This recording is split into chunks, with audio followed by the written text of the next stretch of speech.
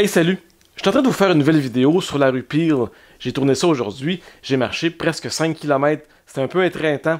Mais pendant que je fais le montage, j'ai le goût de vous présenter une vieille vidéo que j'ai faite au début 2020. C'est une vidéo sur les 10 choses à voir ou à faire à Montréal pour les touristes pendant l'été. Évidemment, quand j'ai sorti cette vidéo-là en 2020, il n'y avait pas grand touristes à Montréal à ce moment-là. Même les touristes québécois de l'extérieur venaient pas trop à Montréal parce qu'évidemment, il y avait beaucoup de cas de COVID à Montréal à ce moment-là. Donc c'est pour ça que je la ressors, pour que vous puissiez la voir en ce moment, parce que j'espère en tout cas que le tourisme étranger, le tourisme du Québec va revenir un peu à Montréal cet été, en 2022. Alors, je vous laisse juger si ces activités-là valent la peine d'être faites et s'ils sont praticables en ce moment, en 2022, mais je pense que oui. Alors, je vous laisse avec ça et on se reparle plus tard avec une nouvelle vidéo. À plus!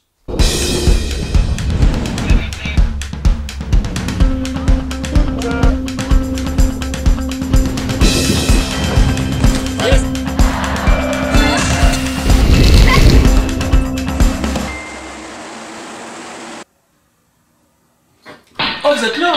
Bonjour! Hey, bienvenue à un épisode tout spécial de Montréal dans ta pipe.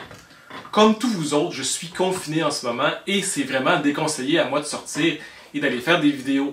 Donc, pourquoi ne pas prendre du vieux stock que j'ai déjà et faire des montages avec?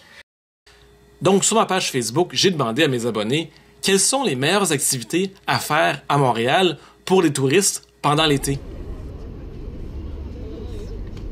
J'ai exclu tous les festivals de là-dedans parce que je voulais des activités qui sont faisables à peu près tout l'été. Donc, c'est le choix des abonnés que je vais vous présenter ici. Alors, sans plus de préambule, je vous présente le top 10 des choses à faire à Montréal pour les touristes.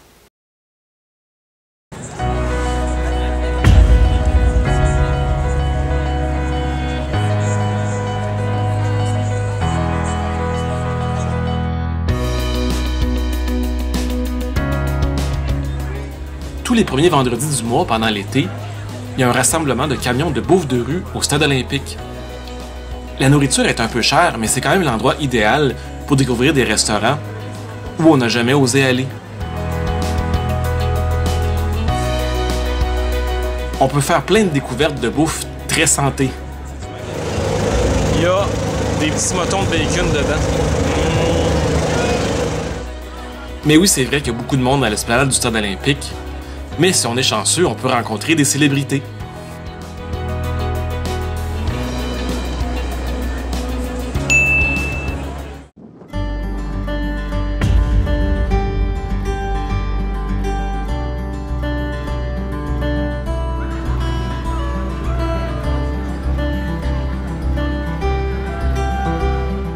Visiter la ville de Montréal, ça peut être rapidement épuisant.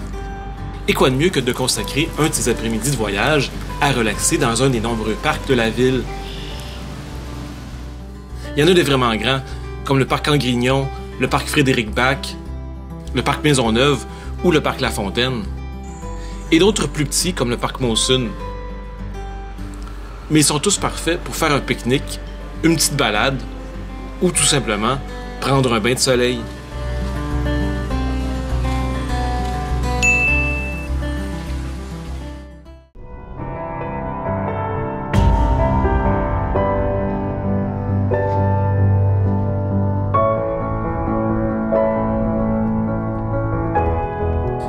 Que ce soit avec un Bixi ou un vélo que vous allez louer, d'après moi, faire du vélo à Montréal, c'est la meilleure façon de découvrir des quartiers où il n'y a pas vraiment d'attrait touristique, comme le Plateau, Hochelaga-Maisonneuve, Rosemont ou Antique.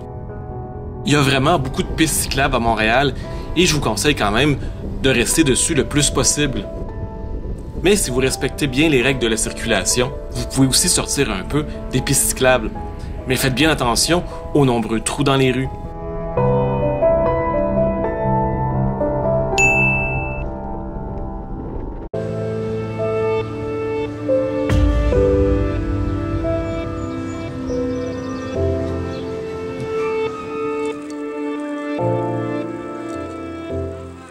Le canal de la Chine fait 14 km. Il débute au Vieux-Port de Montréal et se rend comme ça jusqu'à la ville de la Chine. Et ces berges sont très agréables pour faire une petite balade.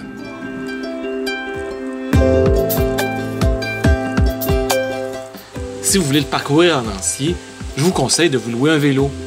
Ou si vous êtes un peu plus aventurier, une embarcation pour aller sur l'eau. C'est sur le canal de la Chine qu'il y a une des plus belles pistes cyclables de toute l'île de Montréal.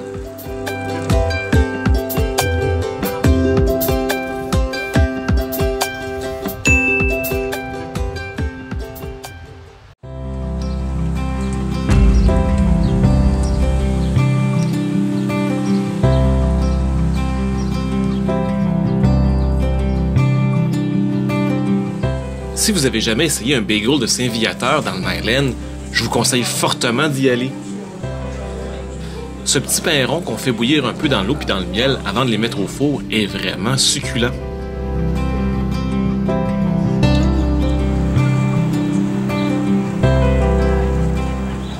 Deux rues plus au sud, il y a une autre boulangerie de bagel, celle que je préfère, Fairmount Bagel. Et il y a toujours une longue file devant la porte. Donc, je vous invite fortement à aller acheter un bagel à chacun des endroits et à décider lequel est votre préféré.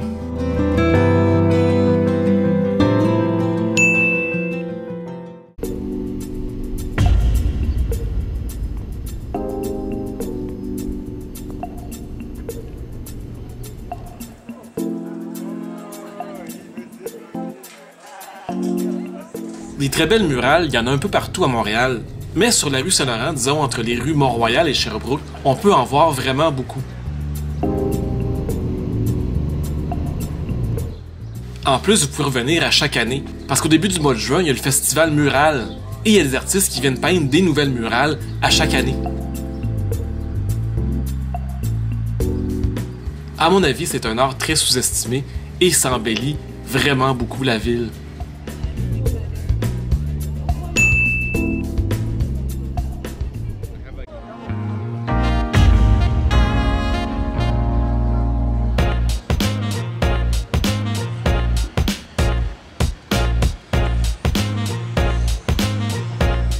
Le Vieux-Port est l'endroit le plus fréquenté par les touristes de toute l'île de Montréal. Il y a beaucoup d'activités à y faire comme regarder des bateaux amarrés, aller voir une exposition au Centre des sciences, faire un tour de pédalo ou embarquer dans la nouvelle Grande Roue. La Grande Roue, je la conseille vraiment juste aux gens qui ont pas mal d'argent. Vous pouvez déguster aussi toutes sortes de choses au Vieux-Port.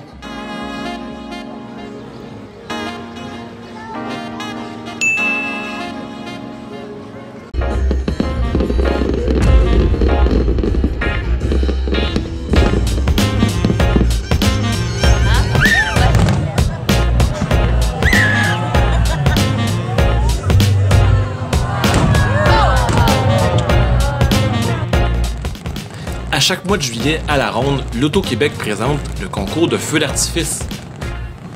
Personnellement, mon endroit préféré pour les voir, c'est le village au pied du courant. L'ambiance est bien agréable et on peut prendre une petite bière pas chère avant les feux.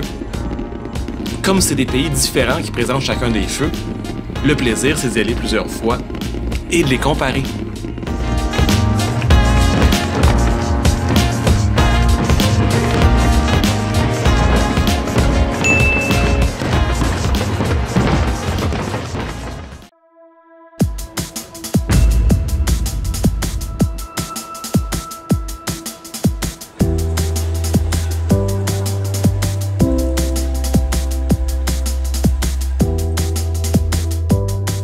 Une balade dans le Vieux-Montréal, c'est parfait pour admirer toutes les sortes d'architecture qu'il y a eu à Montréal dans les derniers siècles. Montréal est vraiment une ville très riche en histoire.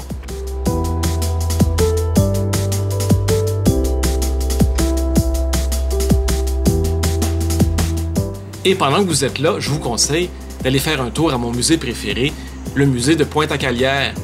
Vous pourrez tout apprendre sur l'histoire de Montréal et vous pourrez même y voir ses premières fondations.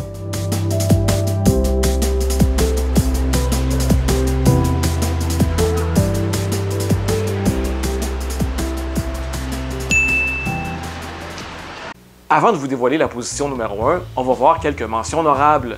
Et n'oubliez pas de vous abonner à ma chaîne YouTube, de cliquer sur like sous la vidéo et de venir voir ma page Facebook Montréal dans ta pipe. Et maintenant, les mentions honorables.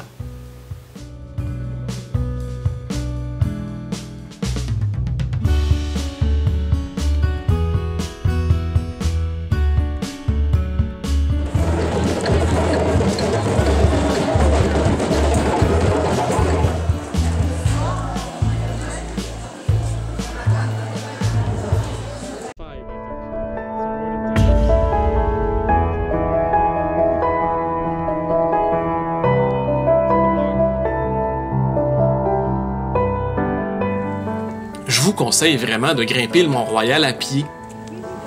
Parce que le parc du Mont-Royal, c'est aussi un très bel espace boisé avec de la jolie végétation. Et c'est aussi un très bon exercice.